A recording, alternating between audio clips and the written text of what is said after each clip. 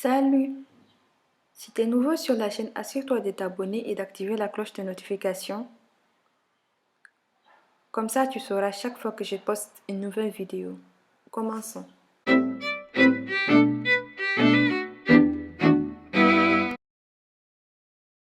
기억 읽었죠? 동의도 없이. 네. 계속 아무나 막 범죄자는 내몰고 그럴 겁니까? 아닙니다. 확실합니까? 네, 확실합니다. 내일부터. 내일부터? 네, 내일부터. Vous avez regardé ça là, tranquille, chill. Mais si vous êtes comme moi, vous avez regardé la série dès le début là, à cet instant-ci là, vous allez transpirer de ouf.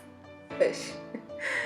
En gros, la série parle d'un détective qui a des super pouvoirs qui lui permettent de lire les souvenirs des gens dès qu'il les touche. C'est un peu fictif, mais je vous l'assure à 100%, dès le premier épisode, vous allez rentrer dans l'histoire complètement. C'est l'histoire d'un détective qui ne connaît pas ses parents, une personne anonyme commun de meurtre et laisse derrière chaque victime un message. Bref, je ne veux pas vous spoiler, allez regarder la série. D'ailleurs, c'est ma série préférée de 2020 pour l'instant.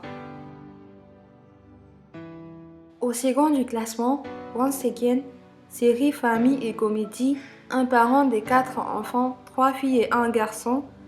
L'une des filles revient à la maison après avoir divorcé au même moment que son grand frère et leur toute petite sœur revient aussi à la maison après le premier jour de son mariage. Et l'avant-dernière ne vit pas aussi bien son mariage. J'espère que vous avez compris ce que je viens de dire. Bref, c'est une série doux, famille, bonne à regarder, comme on est actuellement en quarantaine, avec le confinement et tout ça. Au troisième du classement, Never Twice, cette série, je viens de la terminer fraîchement, d'une très bonne série, tu vas beaucoup rire, mais qui a aussi beaucoup d'émotions. En bref, cette série parle d'une veuve qui a perdu son mari à cause des affaires louches dans une société auquel son mari travaillait.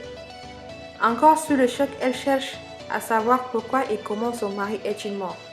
Dans sa quête, elle rencontre des gens qui deviendront plus que sa famille. C'est bon, je vous ai assez spoilé comme ça.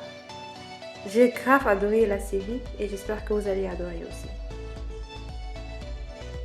On parle pas de la famille sans parler des enfants, de la jeunesse, des lycées. Au quatrième du classement, How to Buy a Friend, série jeunesse, romance. Cette série parle d'un garçon le moins remarqué de la classe. Tellement qu'il est moins remarqué en classe, on le surnomme Ninja. Ils ont trop pensé pour trouver ce surnom. Un jour, il avait un test. Il devait écrire un poème touchant et le garçon a écrit un poème au hasard, mais qui a fini par attirer l'attention du prof, qui lui a demandé par suite de participer à un concours auquel il remportera le grand prix. Mais dans l'année passée, il y avait une fille qui s'est suicidée dans leur lycée, avant qu'elle meure. Le jour même, le garçon était en train de chercher son téléphone au cours du lycée. Il a rencontré la fille qui lui a dit 3 mots. Et ces 3 mots même étaient les derniers 3 mots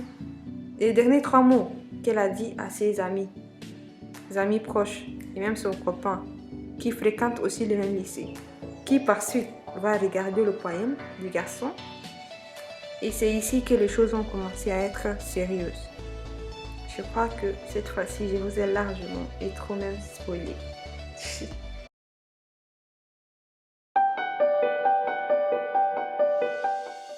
Et on termine le classement avec beaucoup d'amour.